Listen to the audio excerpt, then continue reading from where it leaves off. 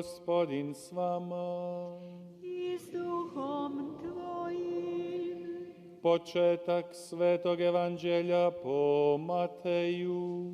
Slava tebi, Gospodine. Rodoslovlje Isusa Krista, sina Davidova, sina Abrahamova. Abrahamu se rodi Izak, Izaku se rodi Jakov, Jakovu se rodi Juda i njegova braća. Judi Tamara rodi Peresa i Zeraha, Peresu se rodi Hesron, Hesronu se rodi Ram, Ramu se rodi Aminadab, Aminadabu se rodi Nahšon, Nahšonu se rodi Salma, Salmi Rahaba rodi Boaza, Boazu Ruta rodi Obeda, Obedu se rodi Jišaj, Jišaju se rodi David kralj. Davidu bivša žena Urina rodi Salomona. Salomonu se rodi Roboam, Roboamu se rodi Abija, Abiji se rodi Asa, Asi se rodi Jozafat, Jozafatu se rodi Joram, Joramu se rodi Ahazija, Ahazi se rodi Jotam, Jotamu se rodi Ahaz, Ahazu se rodi Ezekija, Ezekiji se rodi Manaše, Manašeu se rodi Jošija, Jošiji se rodi Jehonija i njegova braća u vrijeme progonstva u Babilon. Poslije progonstva u Babilon, Jehoniji se rodi Šealtijel, Šealtijelu se rodi Zerubabel, Zerubabelu se rodi Elijakim, Elijakimu se rodi Azor, Azoru se rodi Sadok, Sadoku se rodi Akim, Akimu se rodi Elijud, Elijudu se rodi Eleazar, Eleazaru se rodi Matan, Matanu se rodi Jakov, Jakovu se rodi Josip, muž Marije, od koje se rodio Isus, koji se zove Krist. U svemu, dakle, od Abrahama do Davida 14 naraštaja, od Davida do progonstva u Babilon 14 naraštaja, poslije progonstva u Babilon do Krista 14 naraštaja. Riječ Gospodnja. Slava tebi, Kriste.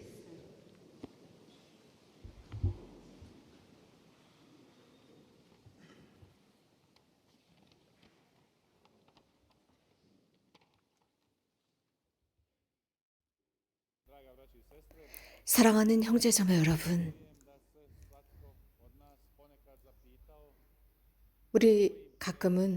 우리는 가끔 각자가 자신의 가치에 관해서 자문해 보았을 것입니다.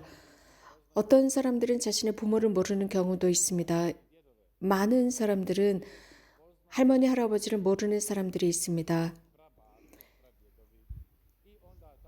심지어는 증조부를 기억하는 사람도 드물 것입니다. 이렇게 우리가 살고 있는 세대는 자신의 가족들을 잘 모르고 살아가고 있습니다. 이런 사람들이 누구이냐라고 묻습니다. 그들은 어떻게 살았을까 자문해 봅니다. 내가 내 가정사 안에서 나의 기원은 어떻게 되고 우리 가정의 역사는 무엇이냐라고 물을 때가 있을 것입니다. 이렇게 삶을 살아가면서 어느 한순간 가정사, 즉 가정의 족보에 관해서 생각해 보는 경우가 있을 것입니다. 이것은 당연히 인간적인 것이고 자연스럽고 당연한 것이죠. 마찬가지로 예수님도 예수님의 족보가 있습니다. 예수님도 당신의 가치가 있고 족보가 있습니다. 오늘 우리가 들은 이 복음 말씀은 마태복음의 시작인데 이 복음을 읽을 때마다 특히 성탄식에 우리는 이 복음 구절을 읽습니다. 그러면서 무엇인가는 조금은 특별한 것이고 이 족보에는 여러 다양한 이름들이 등장합니다. 누구에게서 누구가 나왔고 누구가 나왔다는 식입니다. 복음에서 가장 흥미로운 것은 어떤 비유나 또 예수님께서 누군가를 치유하거나 이적을 행하신 것 혹은 바리사이들과의 논쟁 혹은 어떤 비유에 관해서 언급하고 누군가에게 설명하고 하느님의 나라에 관해서 설명하는 이러한 것들이 훨씬 더 흥미가 있지, 오늘처럼 이런 족보에 등장하는 이름들을 들을 때 이게 도대체 무슨 의미일까라고 묻게 됩니다. 이 족보는 우리에게 어떤 의미를 가져다 주는 것일까를 묻게 됩니다. 여기에 등장하는 14대의 이름들, 세 번에 걸친 14대의 이름들 속에는 예수님의 역사가 있습니다. 예수님의 인간의 개인사가 있습니다. 특별히 여기는 예수님의 두 스토리가 있다는 것입니다. 예수님은 인간이시며 하느님이시라는 이 두 역사를 동시에 지니고 계십니다. 영원함으로부터 오신 신성의 역사, 하느님, 영원한 아버지의 말씀이신 그분의 역사입니다. 하지만 그럼에도 불구하고 그분은 인성을 지니신 분으로서 그분의 역사가 있습니다. 족보가 있습니다. 개인사가 있습니다. 우리 각자와 마찬가지입니다. 우리는 단지 우리들의 족보를 제대로 알지 못하고 살아가고 있습니다. 알지 못하고 있지만 예수님의 족보는 아브라함부터 시작합니다. 왜 이것이 중요할 것일까요? 왜 여기에 등장하는 이름들이 우리에게 중요하게 여겨지는 것일까요? 왜냐하면 이 이름들 속에는 남녀노소가 등장하는데 거룩하고 좋은 사람들이 등장하고 있습니다. 또 이들은 사람들로부터 그렇게 좋게 여겨지지 않았습니다. 또 여기에는 4명, 5명, 4~5명의 여성들이 등장하고 있습니다. 유대 민족에 있어서 이렇게 여성들이 등장하는 것은 굉장히 특이합니다. 특히 예수님 시대에 그렇습니다. 거룩한 사람, 죄를 지은 사람, 나쁜 사람, 좋은 사람 등등 모두가 등장합니다. 하지만 여기에는 이 족보에는 여러 다양한 사람들이 등장하지 않고 장자에서부터 장자로 이어지는 족보입니다. 그 환경에 따라서 이렇습니다. 또 어떤 사람들은 이런 그 족보에 등장하기도 합니다. 그런데 이런 예수님의 족보 같은 경우는 유대에서 사용했었던 어떤 족보의 통상적인 방법이 아니라는 것을 보여주고 있습니다. 이렇게 하느님께서는 잘못된 부분에서도 당신의 역사를 써나가고 계시고 거기에서 하느님의 활동을 드러내고 있습니다. 잘못된 그곳에 아주 굳건하게 곧게 무엇인가를 드러내고 있습니다. 자, 이러한 예수님의 족보는 우리에게 무엇을 드러내는 것일까요? 이것은 유대 민족뿐만 아니라 모든 사람에게는 모든 민족 곧 이교도들을 포함해서 하느님께서는 각자 개인의 선택의 의무가 있다는 것입니다. 어떤 누구에게도 강요하는 법을 내세우시지 않고 하느님의 프로젝트는 자연스럽게 실현되도록 합니다. 이러한 메시지는 중요합니다. 왜냐하면 예수님은 인성, 한 여인으로부터 태어났다는 것입니다. 사람들 속에서 태어났습니다. 바로 이 메시지가 중요합니다. 어쩌면 우리는 이 족보의 말씀을 들으면서 이 메시지의 중요성은 어디에 있는 것일까라고 생각할 수 있지만 그리스도교 역사 초기에서부터 아주 이상한 일들이 일어났습니다. 무엇인가를 믿고 고백합니다. 곧 예수님은 하느님이시다. 하지만 인성이 아니다. 라는 식으로 언급했습니다. 혹은 누군가는 예수님은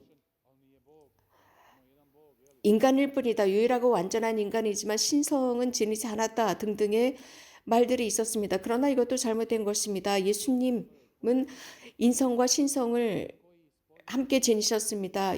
요한 복음사가는 예수 그리스도께서는 하느님으로부터 오신 육신을 취하신 분이다라고 언급하고 있습니다. 그분께서 그리스도임을 고백하지 않는다면, 즉 하느님께서 육신을 취하셨다는 사실을 고백하지 않는다면 이런 사람들은 논리적이지 않습니다.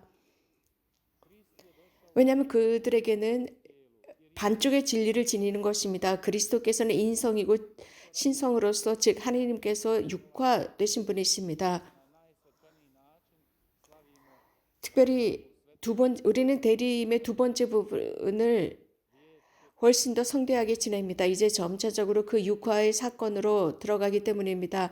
하느님께서 육신을 취하셔서 우리들 사람들 가운데 계시고 우리들 중에 한 분이 되셨다는 사실입니다.